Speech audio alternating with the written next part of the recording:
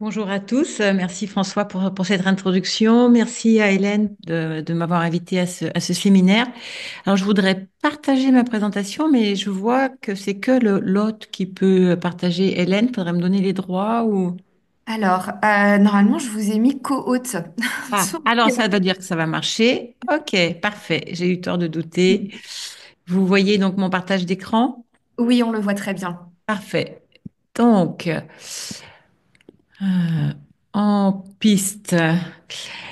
Comme je reprends une phrase de l'ADEME, c'est que le premier déclencheur du passage à l'action, c'est d'avoir déjà subi les impacts du changement climatique. Donc, ça, c'est quand même un petit peu dommage. Et donc, les ateliers de l'adaptation au changement climatique, ils sont là pour vous éviter cette douloureuse et coûteuse expérience. En préliminaire, je vais faire un très rapide focus sur les impacts à venir. Avant les ateliers d'adaptation au changement climatique, on a une conférence interactive qui s'appelle le déclic adaptation et qui va revenir sur les aléas actuels, les impacts actuels pour montrer à quel point c'est déjà présent, les aléas futurs et les impacts futurs pour montrer que ça va pas aller en s'arrangeant. Et c'est un outil important, notamment pour les CODIR et les COMEX, donc le sujet d'aujourd'hui. Et Yannick en a pas mal parlé en disant comment arriver à vraiment motiver un COMEX et les investisseurs à investir dans l'adaptation. Donc, on revient notamment dans cette conférence sur voilà le prix Nobel décerné à William Nordhaus, qui a été le premier chercheur, premier économiste à avoir créé un modèle quantitatif qui décrit l'interaction entre économie et climat. Et en fait, dans son modèle, il disait qu'avec un réchauffement à plus 6, donc un scénario quand même vraiment assez catastrophique, on ne détruirait que 10% du PIB mondial. Il y a eu beaucoup de, de critiques sur, sur ce rapport. Et en 2023, sort un article scientifique qui fait vraiment date dans Nature, donc ce qu'il y a de mieux en termes de publication. Et ça a été le deuxième article scientifique le plus médiatisé en 2024 sur le sujet du climat, qui balaye complètement le modèle Nordos et qui dit qu'en fait les dommages vont être beaucoup plus importants puisqu'on arriverait à 19%, alors que les coûts de l'atténuation, eux, si on atténuait, seraient six fois moindres. Derrière ça, il y a le réseau des banques centrales pour une finance verte qui refait ses calculs et surtout un rapport des actuaires très important. Donc les actuaires, vous voyez, ce sont les personnes qui sont habituées à gérer les risques. Ce ne sont pas les scientifiques qui sont en train de faire des modèles sur les impacts du changement climatique, ce sont des personnes qui gèrent les risques. Et eux, dans leur rapport, ils disent, voilà, euh, en fait, c'était pas 10%, c'est pas 19, mais on pourrait peut-être même perdre 50%. Donc, c'est beaucoup plus. Ils insistent sur la différence entre des scientifiques qui font des modèles et ils veulent absolument des preuves et l'approche des gestionnaires de risque qui, eux, disent il faut absolument prendre en compte des résultats plausibles. Et donc, voilà. Et ils ont dans ce rapport une phrase qui est très frappante. Donc, je vous la livre parce que souvent des images ou des petites histoires restent plus en mémoire que des graphiques. C'est un peu comme si l'on évaluait les risques de l'impact du Titanic avec un iceberg, mais en excluant de notre modèle la possibilité que le navire coule, qui manquera des canaux de sauvetage et la mort par noyade ou hypothermie. Donc, on connaît tous l'histoire du Titanic. Voilà. Et donc, l'approche, c'est pas dire, OK, peut-être que le Titanic va rencontrer un iceberg, mais c'est vraiment de se dire, en fait, si ça se passait, voilà ce qui arriverait, parce on est très vulnérable. Le navire peut couler et on manque complètement de moyens de faire face. Les moyens de faire face, c'est les canaux de sauvetage pour éviter le pire. Et les actuaires vont aussi insister sur l'interconnexion des points de bascule en disant, voilà, dans les modèles actuels, on oublie qu'il peut y avoir vraiment des points de bascule et des points de rupture.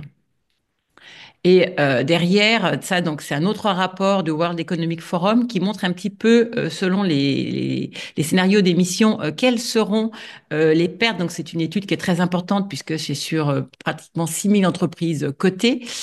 Et puis, ce qu'on aime bien dans ce rapport, c'est qu'on voit quels sont les aléas climatiques les plus importants. Donc, bien les avoir en tête. Le plus important, dans tous les cas, c'est vraiment les vagues de chaleur.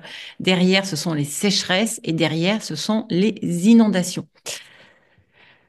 Voilà, donc après cette petite mise en bouche, je vais dire ce déclic adaptation, hein, comme son nom l'indique, hein, c'est vraiment pour la conférence dure une heure et demie. On l'a faite par exemple dans des CEC. C'est vraiment pour prendre, on le fait aussi devant des COMEX, on le fait aussi devant des conseils d'administration. C'est pas un moment agréable à passer, mais c'est pour quand même vraiment prendre, d'avoir en tête la dimension de ce qui nous arrive.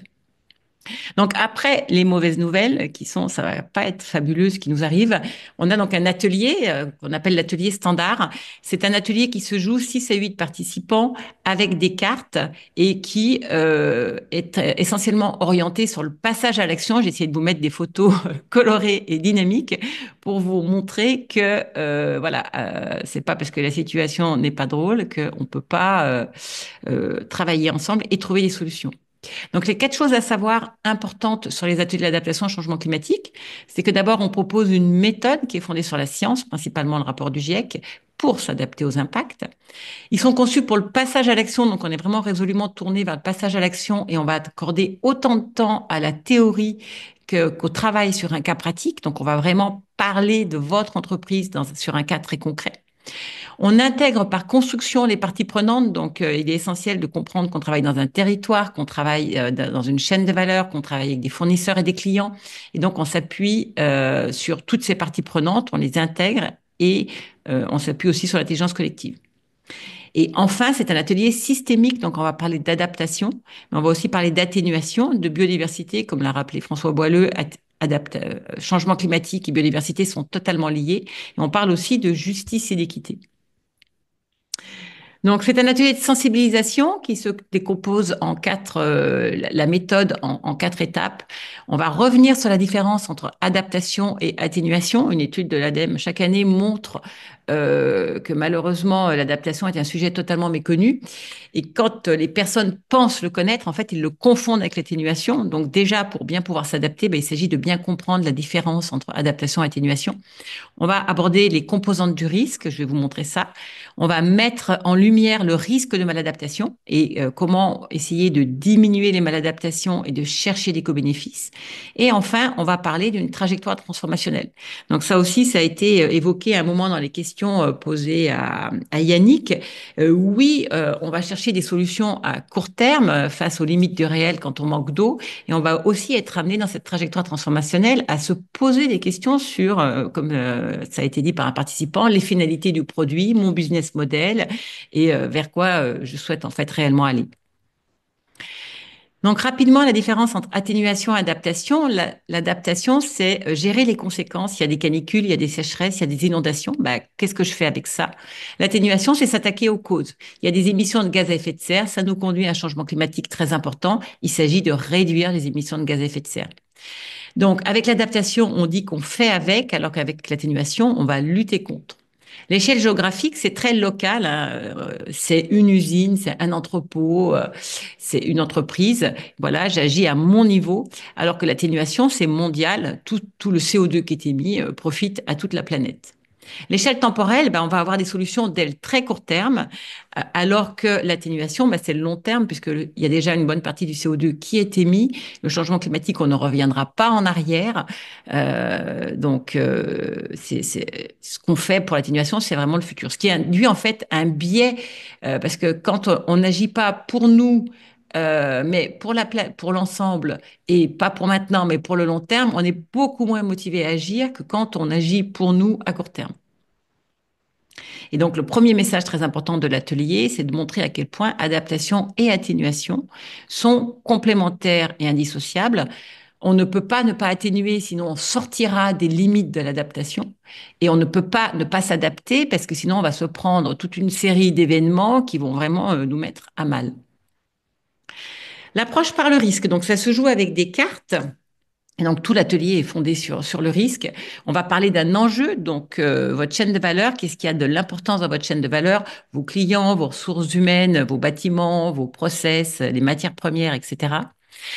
Il y aura 3 composantes du risque, l'aléa, c'est-à-dire la menace qui risque de se produire, donc les vagues de chaleur, etc.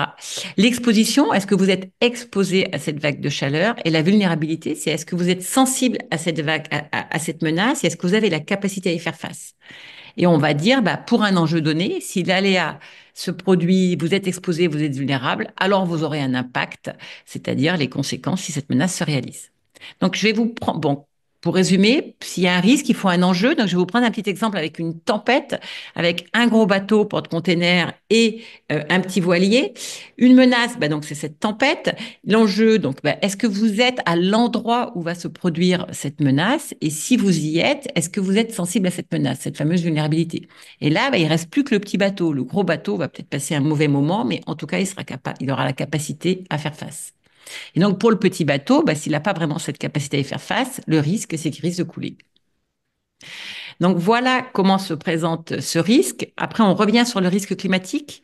Donc, les principaux risques climatiques, c'est record de vagues de chaleur, des fortes pluies, sécheresses, vraiment les trois à avoir en tête. Après, vous avez le retrait gonflement argile, vous avez les agents pathogènes, vous avez les incendies. Vous êtes concerné, vous pouvez être concerné par les tempêtes et vous êtes concerné ou pas par la montée de la mer, mais la montée de la mer, ça va durer pendant très très longtemps.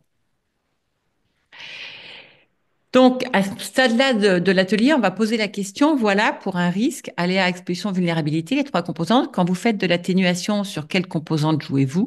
Et quand vous faites de l'adaptation, sur quelle composante jouez-vous? Donc, je vous laisse vous poser un petit peu la question, peut-être que ça va très vite, hein.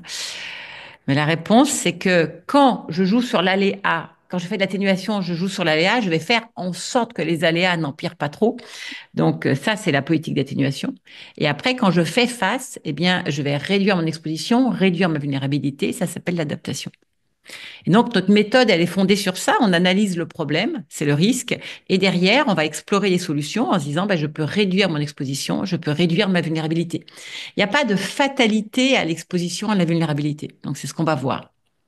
Donc, les participants jouent avec des exemples. Donc là, je vais vous en montrer un très rapidement, des habitations, donc un entrepôt ou des bâtiments. Donc, il est près d'un cours d'eau. Bah, évidemment, il a des portes et des fenêtres, donc l'eau peut rentrer et bien, vous risquez d'endommager ce qui est à l'intérieur, voire vous risquez de perdre votre bâtiment. Et donc, avec les cartes, on va proposer des solutions comme relocaliser. Il y a des endroits où on n'aura pas le choix. On peut construire des digues, donc ça, c'est un moyen de se protéger. On peut aussi avoir des solutions fondées sur la nature qui sont essentielles, comme créer des zones d'expansion des crues. Et puis, à très court terme, on va se dire, bah, je peux peut-être étanchéifier mes voies d'eau, je joue sur la vulnérabilité et je peux surtout me former déjà à la culture du risque. Ensuite, on va passer à la phase d'évaluation, c'est-à-dire qu'on va se dire, OK, je veux réduire les composantes de mon risque. Est-ce que je les ai bien réduits? Et là, il y a ce nouveau graphique du GIEC qui montre en fait qu'il y a la question des réponses humaines. C'est-à-dire que dans l'adaptation, les réponses humaines font que je pense réduire mon risque et en fait, je l'augmente. Et ça s'appelle la maladaptation. Et donc, toute la question, ça va être essayer de passer de la maladaptation au co-bénéfice. Donc, les archétypes de la maladaptation, pour le GIEC, il y en a deux, c'est la digue. Vous pensez être protégé par votre digue et si elle rompt, ben vous aurez plus d'eau sur plus de bâtiments, donc vous aurez augmenté votre exposition. Et souvent, vous vous êtes endormi derrière votre digue, donc vous aurez aussi créé une vulnérabilité parce que vous aurez oublié le risque. Un autre archétype de maladaptation, c'est la climatisation. Vous pensez réduire votre exposition à la chaleur, mais si vous êtes dans un îlot de chaleur urbain, ben en fait, vous aurez rejeté de la chaleur à l'extérieur, donc vous aurez créé vous serez exposé à plus de chaleur. Vous êtes vulnérable parce que vous dépendez de l'électricité et de vos systèmes de climatisation et par vague de forte chaleur. Tout le monde demande de l'électricité avec des réseaux qui supportent mal la forte chaleur. Et donc, vous risquez de vous retrouver dans un îlot de chaleur urbain plus chaud, sans moyen de faire face. Et donc, la climatisation en tant que telle est aussi une maladaptation. Et puis ensuite, dans l'atelier, on va voir un petit peu tous les autres critères d'évaluation. Donc, on va parler du climat, mais de la biodiversité, de la justice, de la santé, des limites planétaires et des critères classiques de faisabilité. Et puis ensuite, dernière phase, on va se dire, OK, donc avec toutes ces solutions, ces options d'adaptation que j'ai envisagées, maintenant que j'ai compris les limites en termes de mon adaptation, maintenant que j'ai essayé de chercher des co-bénéfices, qu'est-ce que je vais faire? Donc, on va se poser la question, est-ce que je peux mettre en œuvre cette option à court terme, moyen terme et long terme? Et surtout, on va se poser la question, est-ce que ce sont des ajustements à la marge du système ou des mesures transformationnelles? puisque, et j'en ai parlé un petit peu avec le déclic, on va beaucoup insister sur le fait que le changement climatique est déjà là, ça va s'aggraver, et donc il y a un moment, il faut envisager des mesures véritablement transformationnelles. Donc ces mesures transformationnelles, avec le cas de mon entrepôt, bah, ça peut être de se relocaliser. Peut-être qu'à un moment, il n'y aura pas le choix, et donc il faut le prendre en compte. Ça va être aussi de se dire, bah, on va travailler avec le territoire et on va créer des zones d'expansion des crues. Et puis, en attendant, bah, je vais déjà étanchéifier mes voies d'eau. Et puis, au milieu de tout ça, on va se poser la question, qu'est-ce que je fais de la digue? Et la digue, dans la trajectoire transformationnelle, on va se dire, on l'a fait tout en gardant en tête qu'on va se relocaliser. Et donc, ça veut dire qu'on peut créer des digues, on peut surélever des digues, mais en ayant en tête que ça ne suffira pas et qu'il y a un moment, il faudra bien se relocaliser. Donc ça, c'est toute la dynamique transformationnelle, c'est de se dire la maladaptation. Si je ne fais que la digue, je verrouille mon futur, j'investis mon argent dans quelque chose qui ne sera pas pérenne et en fait, je ne gère pas mon risque à long terme. Si en revanche, je construis une digue, mais que je sais qu'à un moment, je vais devoir me relocaliser, alors à ce moment-là, j'ai une trajectoire qui tient la route. Donc voilà la vision globale de l'atelier, cette fameuse méthode. Un, j'analyse mon problème avec le risque. Deux, j'explore, je cherche des solutions d'adaptation. Trois, je les évalue et je prends conscience des maladaptations potentielles. Je vais plutôt essayer de rechercher les co-bénéfices. Et quatre, je dessine ma trajectoire. Ensuite, c'est un atelier de passage à l'action, c'est-à-dire qu'on va travailler sur un cas propre à l'entreprise. Donc, on va prendre un enjeu propre. Donc là, bah, dans le cas de la papeterie, par exemple, ça aura été par rapport au stress hydrique, comment j'arrive à maintenir une production alors que je sais que j'ai un aléa sécheresse important et donc des impacts forts, puisque Yannick a parlé à 15 ans en disant bah, peut-être que carrément on ne peut plus du tout avoir notre activité. Donc, on va identifier son risque, l'exposition et les vulnérabilités. Ensuite, on va aller chercher des options de réduction de l'exposition et des vulnérabilités. On va évaluer les mesures et leur degré transformationnel. Et ensuite, on va esquisser une trajectoire. Donc c'est vraiment un exercice qui permet de se projeter et de se dire bah, ça vaut la peine d'imaginer vraiment des solutions transformationnelles, d'une part, et d'autre part, bah, qu'est-ce que je fais à très court terme, puisqu'une entreprise, elle doit gérer son court terme, son moyen terme, à son long terme. Donc là, je vous mets un petit exemple qui est très très classique. Hein. François a beaucoup insisté sur le sujet des ressources humaines et des vagues de chaleur. C'est le premier enjeu et l'impact le plus fort, hein, ces vagues de forte chaleur sur les ressources humaines, qu'est-ce que ça va donner? Voilà, donc où est-ce qu'elle est située? Ces vulnérabilités, bah, notamment la pénibilité du travail évidemment et des process qui peuvent dégager des chaleurs, les impacts, et puis bah, qu'est-ce qu'on peut faire? Et puis ensuite, on dessine une trajectoire. Donc voilà, en très très rapide, ce qui se passerait dans un atelier. Alors, comme je sais qu'il faut des questions-réponses, je vais essayer de gérer pas trop mal mon temps. Là, je suis allée assez vite. Nous, on propose donc deux parcours, un parcours standard et un parcours long, mais bon, je vais passer. Comme ça, je vais garder plus de temps peut-être pour les questions-réponses. Euh, donc, la conclusion de l'atelier, nous, on reste résolument positive. Hein. On va se dire, il y a quatre bonnes raisons de s'adapter. La première, c'est qu'on va éviter les pertes humaines et financières liées à l'impréparation. J'ai commencé en disant, bah, c'est quand même dommage, comme le souligne l'ADEME, la première raison de se poser une question d'adaptation, c'est d'avoir subi des dommages. Donc, nous, on va se dire, essayons d'anticiper. La deuxième chose, c'est que vous lancez vraiment une dynamique collective. C'est vrai qu'évidemment, ces sujets de changement climatique, de perte de biodiversité, de tension sociale génèrent quand même énormément d'éco-anxiété. Le fait qu'on s'attaque au sujet de façon très concrète dans l'adaptation sur un point qui vous concerne, qui soit local, que vous puissiez mettre en œuvre des choses tout de suite, bah c'est vraiment une dynamique collective positive. Enfin, dans l'adaptation, bah, on va traiter tous les sujets. Hein. C'est une façon d'attraper le sujet.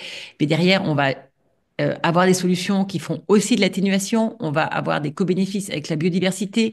On va prendre en compte la justice et l'équité. Donc, on a énormément de synergie. Donc, c'est très positif. Et enfin, et ça aussi, Yannick Habert l'a beaucoup souligné, hein, ben, c'est qu'on va essayer d'assurer sa pérennité dans un monde dominé par des fluctuations. Donc nous, avec le déclic adaptation, on va beaucoup insister sur ces fluctuations à venir. Et derrière, ben, on va, voilà, par la trajectoire transformationnelle, on va voir comment arriver à rester avoir son entreprise vivante dans ce monde dominé par les fluctuations. Et donc, on aime bien terminer par ce petit dessin qui est de dire, bah, si on s'adapte dans les temps, on arrivera à dessiner un beau cheval. Et si en revanche, on s'adapte au dernier moment, bah, ça sera peut-être beaucoup moins bien. Je vais arrêter le partage, c'est peut-être plus sympathique. Merci beaucoup, Marguerite, pour cette présentation rapide, mais qui nous donne vraiment un éclairage de la compréhension dont les ateliers sont organisés et structurés. Une première question pour vous. Où peut-on se former pour animer ces ateliers? Y a-t-il un réseau d'animateurs qualifiés, des supports disponibles, des replays? Alors, aujourd'hui, donc, on forme effectivement des animateurs. On a 800 animateurs formés. Il suffit de nous contacter sur notre site internet, les ateliers d'adaptation au changement climatique. Vous mettrez l'adresse, je pense, pour être formé. On ne forme que des consultants totalement engagés dans la transition écologique, qui soient indépendants dans des petits cabinets ou dans des plus gros cabinets. Mais voilà, et les deux qualités indispensables, c'est d'une part une bonne connaissance évidemment du climat et de la biodiversité, etc.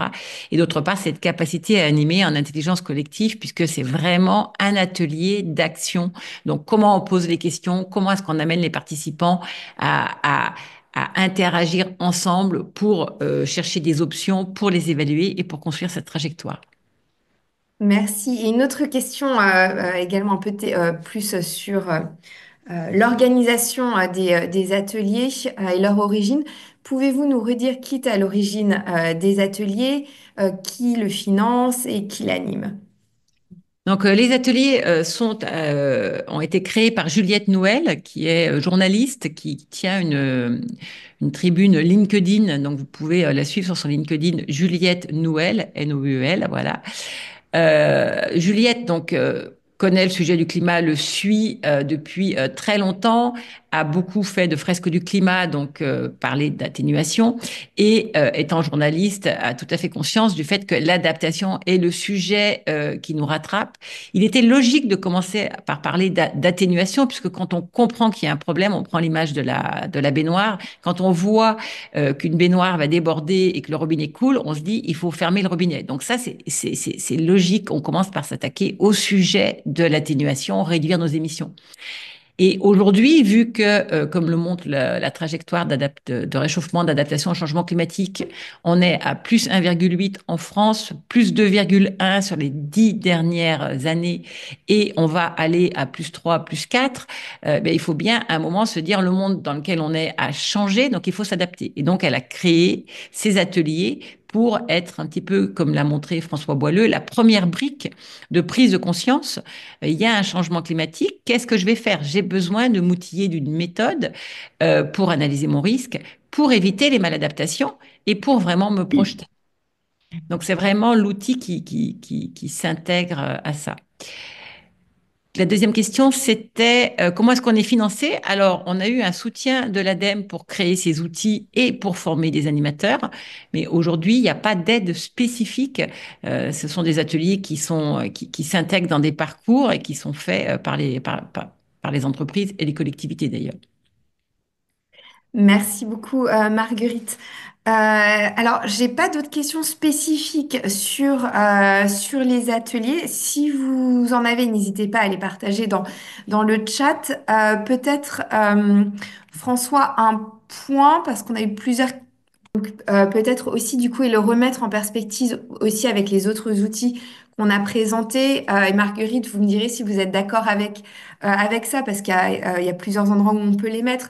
Les ateliers d'adaptation au changement climatique, c'est une très bonne porte d'entrée pour sensibiliser l'ensemble de vos collaborateurs, pour comprendre les aspects systémiques de l'adaptation au changement climatique. Alors ça peut venir soit avant un diagnostic, souvent peut-être avant de se lancer dans une demande de diagnostic ou en parallèle.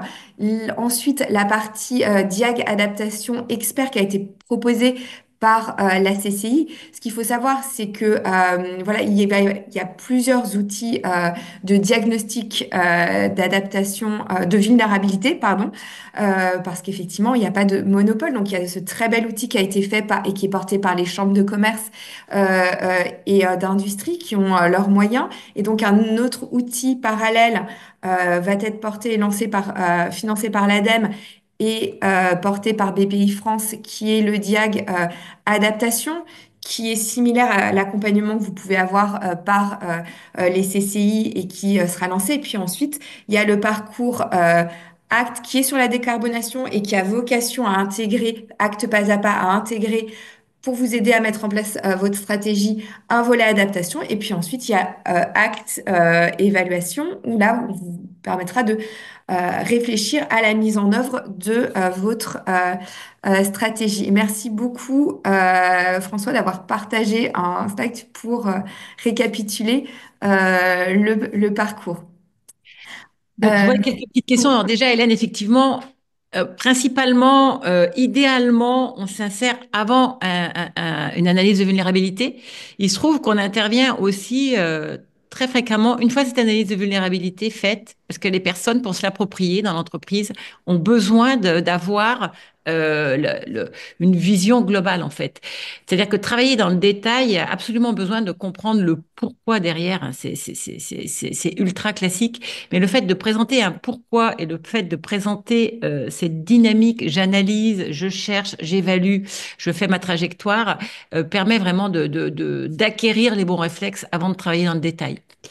Il y avait la question je réponds aux petites questions. voilà, exactement. Sur les Voilà. deux types d'ateliers, vous pouvez du coup passer plus de temps sur les slides Voilà, que donc je vous vais aviez. repartager ça. Donc l'atelier standard, il dure 3h30. Donc pendant une heure et demie, on va introduire le sujet, découvrir la méthode. Donc par exemple, le cas habitation, on va jouer sur deux, trois cas. Et puis ensuite, pendant une heure et demie, on va travailler sur le cas spécifique.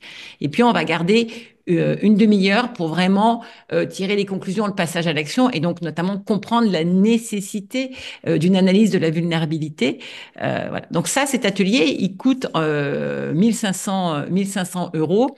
Vous nous contactez sur le site internet, on vous rebascule vers des animateurs pros qui savent très bien traiter le sujet. Le deuxième parcours approfondi qui dure 7 heures, donc là, on va avoir le déclic adaptation de 2 heures, donc ce temps important consacré à bien comprendre les aléas, les impacts. Chaque fois, il est personnalisé en fonction de votre secteur d'activité. Voilà, donc si vous êtes dans l'agroalimentaire, on vous parlera encore plus de ce qui se passe dans l'agroalimentaire. Si vous êtes dans la chimie, encore plus de ce qui se passe dans la chimie. Ensuite, vous retrouvez l'atelier au milieu, hein, découverte de la méthode. Recherche d'enjeux, donc là, on va prendre un temps d'une heure et demie où tous ensemble, on va regarder votre chaîne de valeur et se poser la question, comme l'a dit François, de l'amont à l'aval, bah, où est-ce que dans ma chaîne de valeur, je suis concerné par les aléas?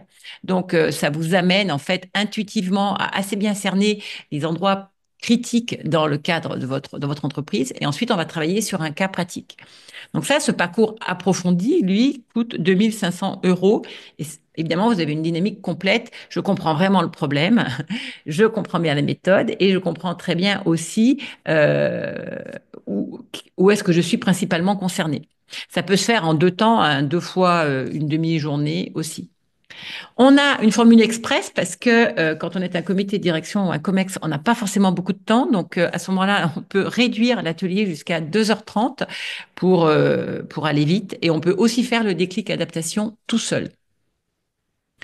Alors, je pense que là, alors, oui, j'ai un endroit, je pouvais montrer la carte, voilà, la carte des animateurs qu'on retrouve sur le site. Alors, est-ce que j'ai répondu à toutes les questions? Est-ce que vous François? auriez, pardon, des ordres de grandeur pour, j'imagine que c'est un petit peu différent en fonction de la taille de l'entreprise ou du secteur, mais pour les autres, des ordres de grandeur financière sur le coût des ateliers 7 heures et de l'atelier express. Alors, bah, l'atelier 7 heures, c'est 2500 euros. Après, bah oui, il y a toujours plein d'aménagements possibles, hein.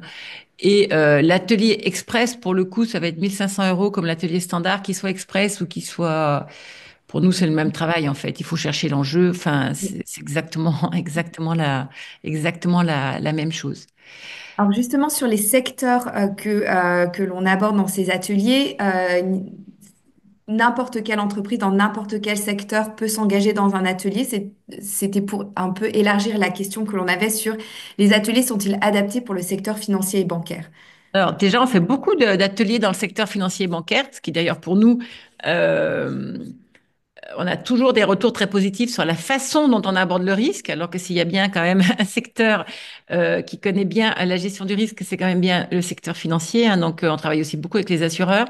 Les assureurs, d'ailleurs, immédiatement, hein, savent qu'ils ont le gros problème d'un monde inassurable, hein. Ça surgit au bout de 10 minutes d'atelier. C'est quelque chose de très, très clair. Donc, tous les secteurs, on travaille absolument dans tous les secteurs.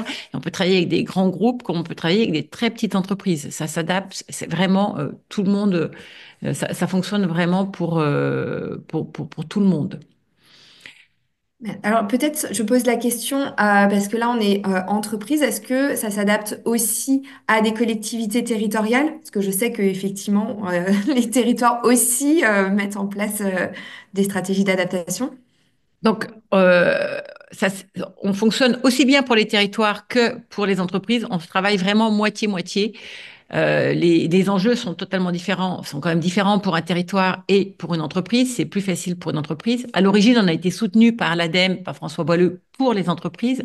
Mais vraiment, voilà, on travaille avec les deux parce que, évidemment, dans l'adaptation, ce qui est formidable avec une entreprise, c'est que par exemple, vous voulez végétaliser, bah, vous pouvez végétaliser votre site. Et il y a effectivement très souvent dans les entreprises une réserve de foncier, et vous pouvez végétaliser.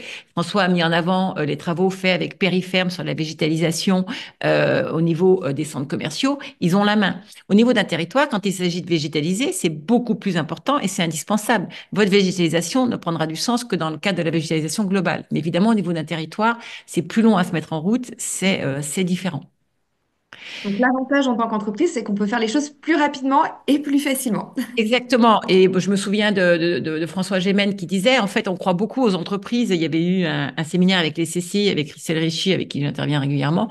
Il me disait, ce qu'il y a de bien à l'entreprise, c'est qu'elle peut agir à son niveau et c'est un maillon indispensable d'entraînement de la société. Et après, évidemment, il y a les territoires et une dimension politique. C'est impossible de l'oublier. Je voyais une question qui disait, est-ce que les conséquences sur les entreprises de l'effondrement de la biodiversité sont prises en compte? Oui, puisque vous avez deux cartes bleues, efficacité climat, est-ce que je ne suis pas en train d'augmenter mon risque climat? Et après, on a efficacité biodiversité, est-ce que je ne suis pas en train d'augmenter le risque de la biodiversité?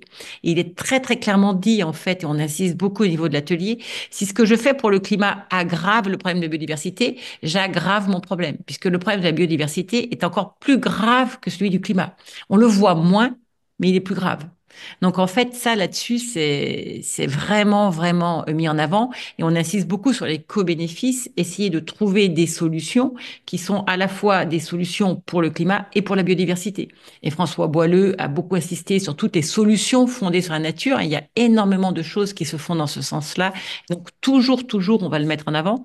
Et quand les participants cherchent des options d'adaptation, si les solutions fondées sur la nature ne sont pas évoquées, en tant qu'animateur, on va l'évoquer. Ne jamais les oublier. Tout ce qui est tension, pénurie, prévisible, ça c'est dans la carte faisabilité. Donc dans la carte faisabilité, on va parler du coût, on va parler de la difficulté des transformations sociales, hein. L'acceptabilité sociale, c'est un problème dans le cadre de l'adaptation comme dans toutes les transformations. Et on va parler effectivement aussi de la disponibilité. On parle des digues, on manque de sable. Donc de toute façon, la digue, non seulement elle ne permettra pas de protéger tout, mais en plus, on ne pourra pas toutes les construire. Merci, merci beaucoup. On arrive à la fin de notre webinaire. Est-ce que François ou Marguerite, avant que je présente le prochain webinaire, vous avez un dernier mot de conclusion avant voilà, que je passe à des considérations beaucoup plus logistiques? Comme j'ai la caméra, je vais dire le mot et puis François conclura. Je pense qu'on a été très clair avec tous les intervenants sur l'urgence Il y a urgence à s'adapter parce que le changement climatique est déjà là. On est focalisé sur le risque de transition. Les risques physiques sont là. Je prends l'image, c'est comme le nez au milieu de la figure. Les risques de transition, c'est dans un certain temps. Le risque physique, il est vraiment là. Et la deuxième chose, c'est qu'il y a urgence parce que certaines choses prendront du temps pour le faire. Et donc, lançons-nous dans une dynamique de transformation qui, au total, est extrêmement vertueuse et ce sont des beaux projets. Merci. François? Ouais, très bien résumé, Marguerite. Il y a effectivement une urgence d'agir, euh, s'adapter. Enfin, vous allez travailler sur la pérennité de votre activité, la pérennité de votre entreprise. Et même si c'est un peu pessimiste ou anxiogène, vous vous adaptez aussi. Il y a des opportunités, mais aussi pour minimiser vos pertes par rapport aux aléas climatiques extrêmes à venir et graduels. Donc c'est vraiment une urgence et c'est un investissement à intégrer comme tous les autres investissements. Un grand merci à vous, Marguerite de Perrois et François Boileux,